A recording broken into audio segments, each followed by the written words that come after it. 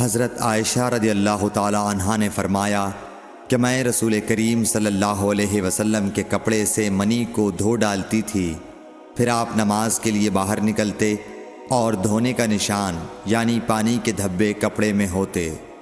صحیح بخاری حدیث نمبر 231۔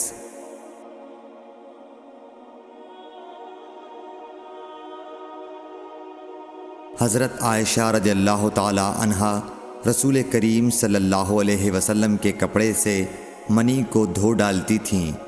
وہ فرماتی ہیں کہ پھر کبھی میں ایک دھبا یا کئی دھبے دیکھتی تھی۔ صحیح بخاری حدیث نمبر 232۔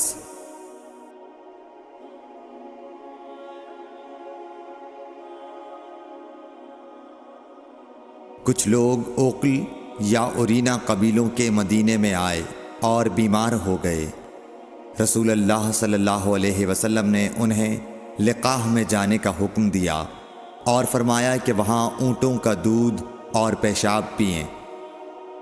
چنانچہ وہ لقاح چلے گئے اور جب اچھے ہو گئے تو رسول کریم صلی اللہ علیہ وسلم کے چرواہے کو قتل کر کے وہ جانوروں کو ہانک کر لے گئے۔ الصبح رسول کریم صلی اللہ علیہ وسلم کے پاس اس واقعے کی خبر آئی تو آپ نے ان کے پیچھے آدمی دوڑائے۔ دن چڑھے وہ حضور صلی اللہ علیہ وسلم کی خدمت میں پکڑ کر لائے گئے۔ آپ کے حکم کے مطابق ان کے ہاتھ پاؤں کاٹ دیے گئے اور آنکھوں میں گرم سلاخیں پھیر دی گئیں اور مدینے کی پتھریلی زمین میں ڈال دیے گئے۔ پیاس کی شدت سے وہ پانی مانگتے تھے مگر انہیں پانی نہیں دیا جاتا تھا۔ ابو قلابہ نے ان کے جرم کی سنگینی ظاہر کرتے ہوئے کہا کہ ان لوگوں نے چوری کی اور چرواہوں کو قتل کیا اور آخر ایمان سے پھر گئے اور اللہ اور اس کے رسول سے جنگ کی۔ صحیح بخاری حدیث نمبر 233۔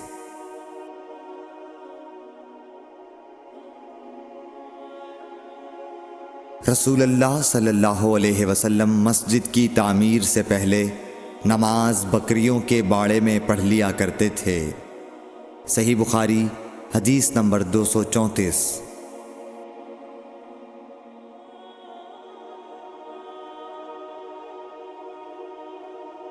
رسول کریم صلی اللہ علیہ وسلم سے چوہے کے بارے میں پوچھا گیا جو گھی میں گر گیا تھا۔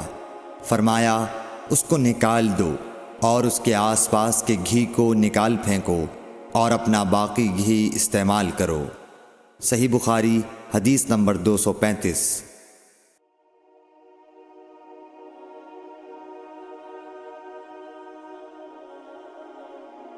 رسول کریم صلی اللہ علیہ وسلم سے چوہے کے بارے میں دریافت کیا گیا جو گھی میں گر گیا تھا۔ آپ نے فرمایا کہ اس چوہے کو اور اس کے آس پاس کے گھی کو نکال کر پھینک دو۔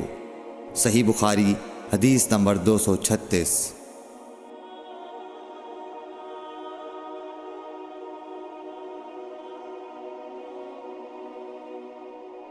رسول اللہ صلی اللہ علیہ وسلم نے فرمایا ہر زخم جو اللہ کی راہ میں مسلمان کو لگے وہ قیامت کے دن اسی حالت میں ہوگا جس طرح وہ لگا تھا۔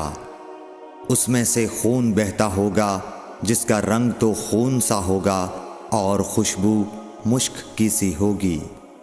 صحیح بخاری حدیث نمبر 237۔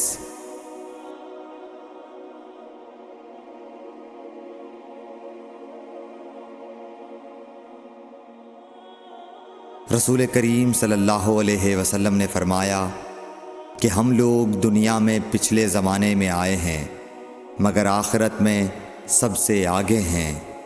صحیح بخاری حدیث نمبر 238۔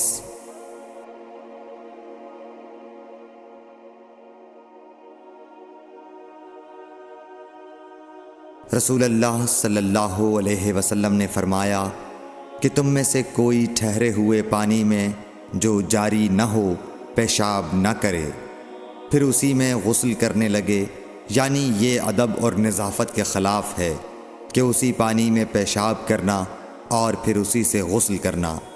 صحیح بخاری حدیث نمبر 239۔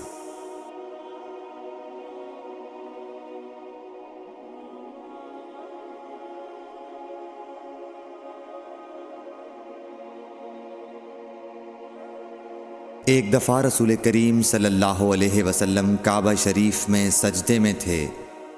ایک دوسری سند سے رسول اللہ صلی اللہ علیہ وسلم کعبے کے نزدیک نماز پڑھ رہے تھے اور ابو جہل اور اس کے ساتھی بھی وہیں بیٹھے ہوئے تھے۔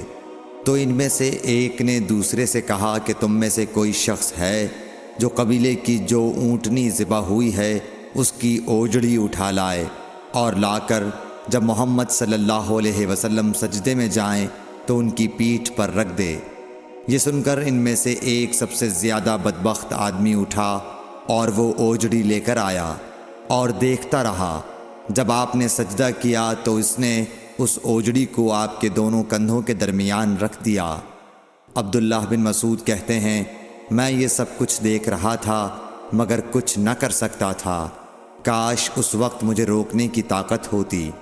عبداللہ کہتے ہیں کہ وہ ہنسنے لگے اور ہنسی کے مارے لوٹ پوٹ ہونے لگے، اور رسول اللہ صلی اللہ علیہ وسلم سجدے میں تھے، بوجھ کی وجہ سے اپنا سر نہیں اٹھا سکتے تھے، یہاں تک کہ حضرت فاطمہ رضی اللہ تعالی عنہا آئیں اور وہ بوجھ آپ کی پیٹھ پر سے اتار کر پھینکا۔ تب آپ نے سر اٹھایا، پھر 3 بار فرمایا یا اللہ تو قریش کو پکڑ لے۔ یہ بات ان کافروں پر بہت بھاری ہوئی کہ آپ نے انہیں بد دعا دی۔ عبداللہ کہتے ہیں کہ وہ سمجھتے تھے کہ اس شہر مکے میں جو دعا کی جائے وہ ضرور قبول ہوتی ہے۔ پھر آپ نے ان میں سے ہر ایک کا جدا جدا نام لیا کہ اے اللہ ان ظالموں کو ضرور ہلاک کر دے۔ ابو جہل، عتبہ بن ربیعہ، شیبہ بن ربیعہ، ولید بن عتبہ، امیہ بن خلف اور عقبہ ابن ابی معیط کو۔ 7ویں آدمی کا نام بھی لیا مگر مجھے یاد نہیں رہا۔ اس ذات کی قسم جس کے قبضے میں میری جان ہے کہ جن لوگوں کے بد دعا کرتے وقت آپ نے نام لیے تھے میں نے ان کی لاشوں کو بدر کے کنویں میں پڑا ہوا دیکھا۔ صحیح بخاری حدیث نمبر 240۔